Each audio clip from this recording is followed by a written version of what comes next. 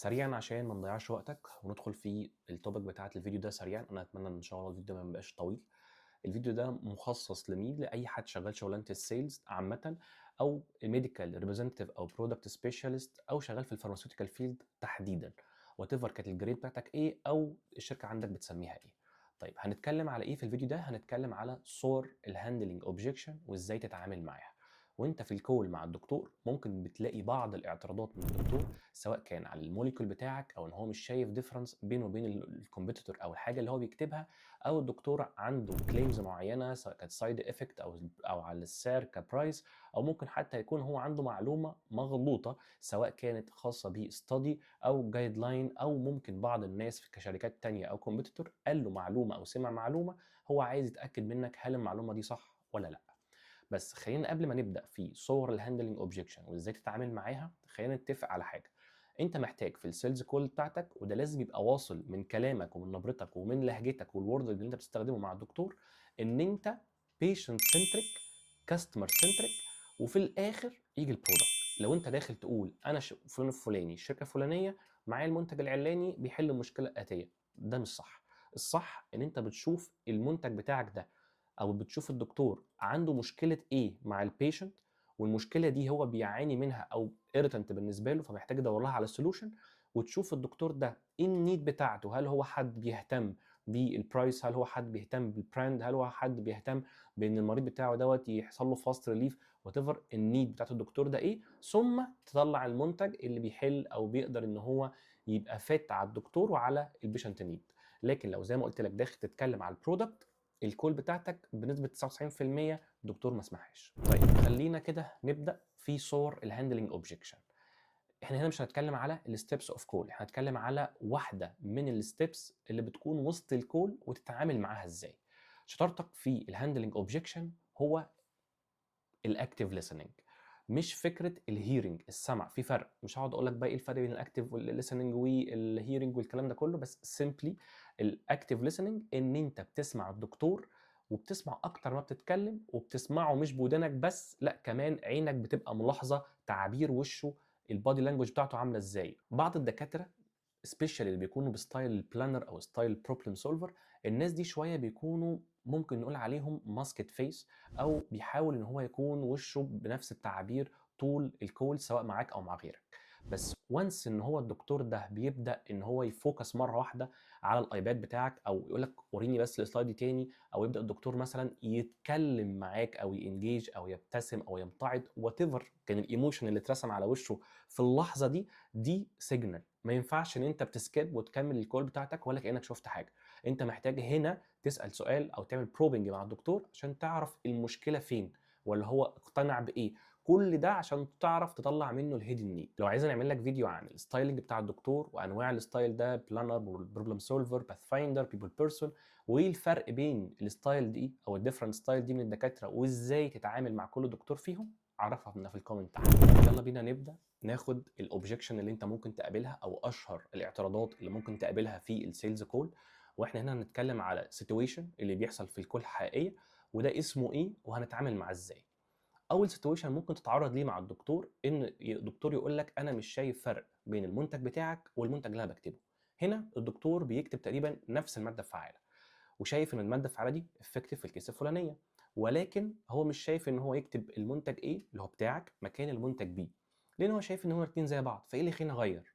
ده بنسميه indifference objection، وده واحد من أسهل الاعتراضات اللي ممكن تقابلك، لإن هنا الدكتور مقتنع بالمادة الفعّالة وشايف إن هي effective مع الpatient ده.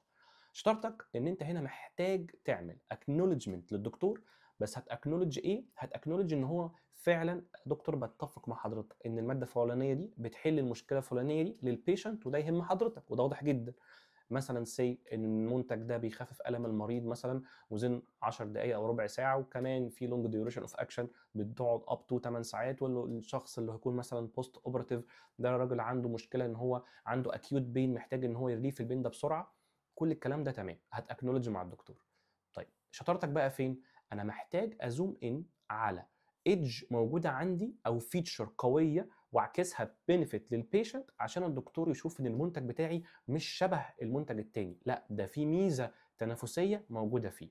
وهنا أنت مهم جدًا إنك تبقى أنت مذاكر الfeatures الموجودة في المنتج بتاعك، وإزاي تreflect على benefit علشان تقدر تقدمها للدكتور كsolution للpatient. على سبيل المثال هاقول إيه، مثلًا المنتج بتاعك ده أنت شركتك عاملاه مثلًا enteric coated tablet، أو الشركة عاملاه في microform أو nanoform. ده ممكن يأثّر على الlevel of absorption، فبالتالي هيأثّر على الT half، فبالتالي هيأثّر على الduration of action، فممكن برضه يأثّر على الfastering relief. كل الحاجات دي ميزة، رغم إن هي ممكن تكون موجودة مع منتج ومنتج تاني، هُم الاتنين نفس المادة الفعّالة، بس أنت عندك حاجة من دول تدّيك edge على المنتج ده. ممكن يكون عندك ميزة تنافسية في السعر، مع إني ما باحبهاش، بس بعض الدكاترة بتكون عندها ده ميزة تنافسية، إن هو بيبقى بالنسبة له أهم حاجة إنه يدّي العيان حاجة رخيصة، وفي نفس الوقت حاجة تكون effective. plus أنت ممكن منتجك عشان الشركة برضه عاملة له تكنيك معيّن أو تكنولوجيا معيّنة في التصنيع، المنتج ده بقى ليه أقل side effect، ما بيبقاش في تعارض مع أدوية تانية، العيان يقدر ياخده قبل الأكل أو بعد الأكل whatever الedge كانت موجودة فين. أنت محتاج بقى تركّز على الحتت دي علشان تقدر تورّي الدكتور إن المنتج بتاعك أفضل من المنتج التاني اللي هو بيكتبه، رغم إن الاتنين في الآخر نفس المادة الفعّالة. ده كان أول نوع من أنواع الاعتراضات اللي ممكن تقابلها في العيادة. تاني اعتراض معانا، أو أشهر اعتراض كمان موجود معانا، هو فكرة دكتور أنا شايف المنتج بتاعك ده كويس ولكن غالي، أو المنتج بتاعك ده كويس ولكن بيعمل XYZ، ويبدأ الدكتور يسرد في side effect موجودة في المنتج بتاعك. إحنا في سوق الدوا، أي دوا في الدنيا تفتح الinsert leaflet بتاعته هتلاقي جوه آثار جانبية، يعني مش الدوا بتاعي بس اللي بيعمل آثار جانبية، بس هنا الدكتور عامل zoom in على الside effect بتاعتي، هو شايف إن مشكلة X اللي أنا باعملها المنتج بتاعي دي اللي خاربة العالم، دي اللي هتخلّي الكرة الأرضية تقوم عليها حرب عالمية تالتة. هو هنا بيmaximize وبيdramatize من الcase بتاعة العيان اللي جاله مرّة اشتكى من side effect الفلاني، وحقه. هنا أنت محتاج ما تدافعش عن المنتج بتاعك، ومحتاج قُلنا تacknowledge مع الدكتور، بس هل بقى هتيجي تقول له دكتور أنا متّفق معاك، أصل دكتور أحمد قال ما ندافعش عن المنتج، فأنت فعلًا معاك حق، المنتج بتاعنا ده ابن 60 في 70 وبيعمل أعراض جانبية؟ أكيد لأ، ما قُلتلكش كده. أنت محتاج تacknowledge مع الدكتور إن هو هنا يهمه الsafety بتاعة الpatient، مهم بالنسبة له إن المريض لو هو مثلًا بيتكلم عن السعر، مهم بالنسبة له إنه يكتب حاجة effective وتخفف العيان ده بأسرع وقت، وفي نفس الوقت تكون سعرها مناسب للعيان.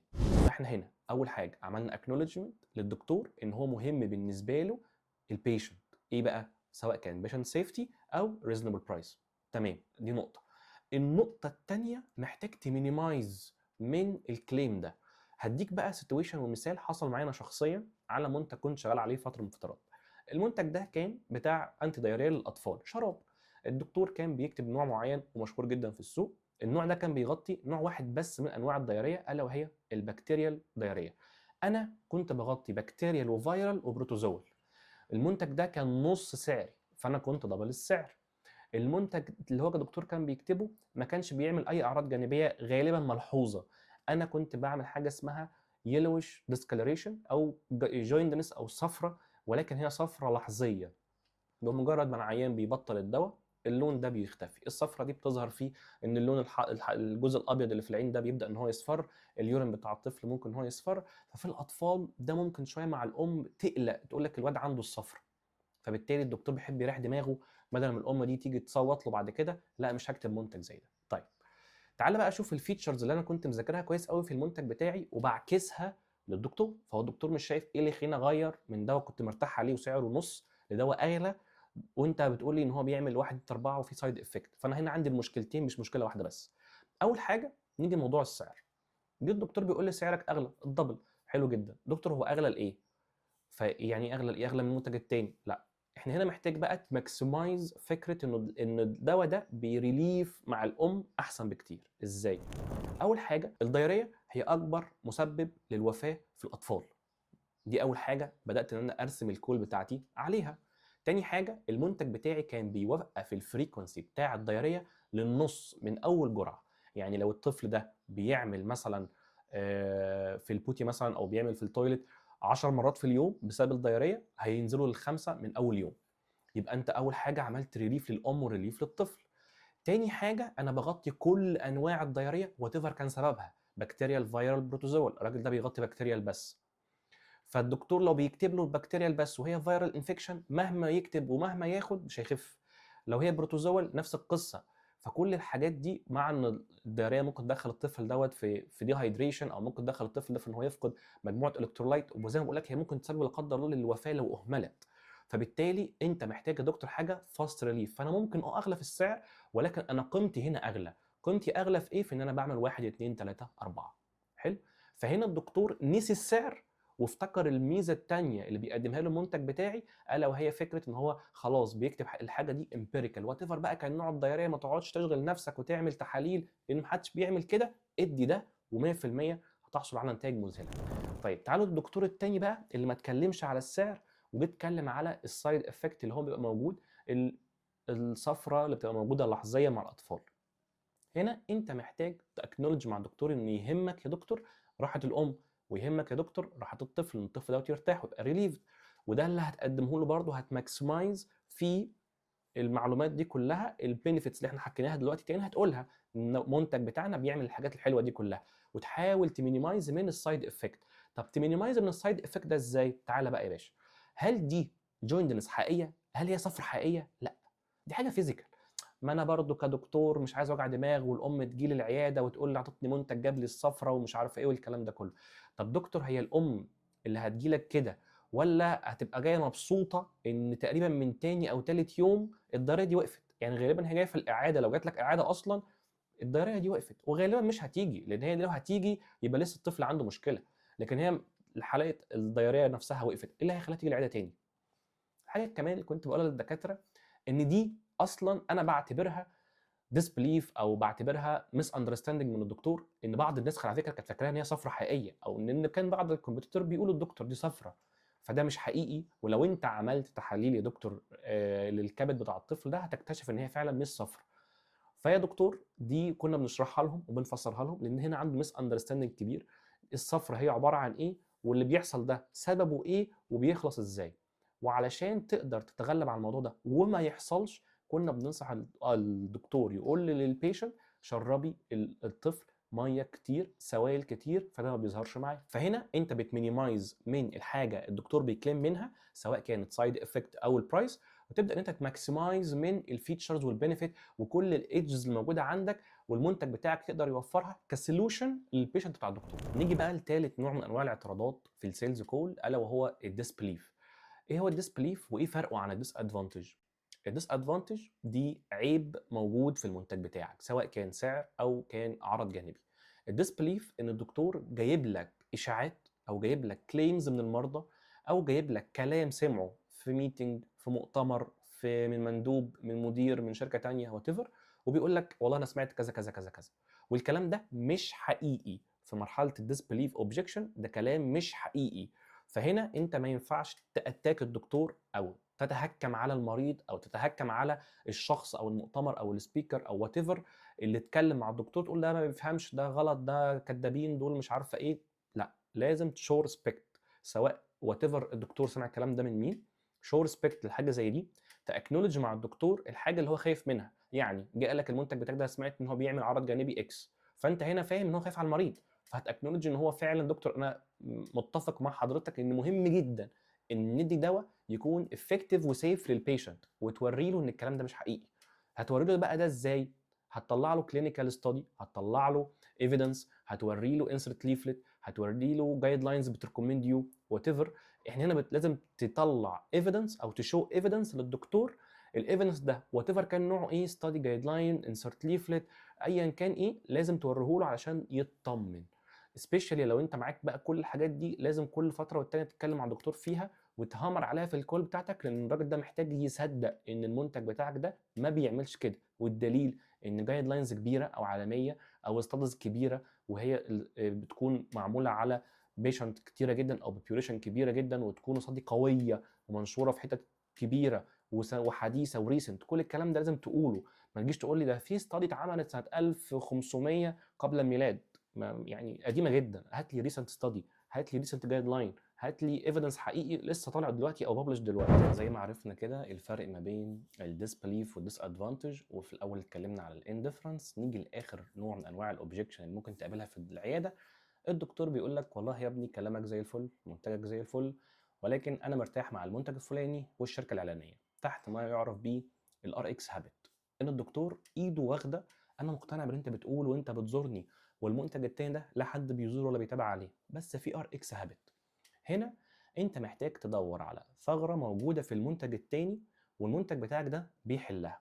في مريض ما مش بيريحه، في مريض مثلا المنتج التاني ده ممكن يكون غالي عليه، في مريض مثلا المنتج التاني دوت لو هو مريض قلب او مريض سكر او مريض ضغط فممكن يخش في كومبليكيشن.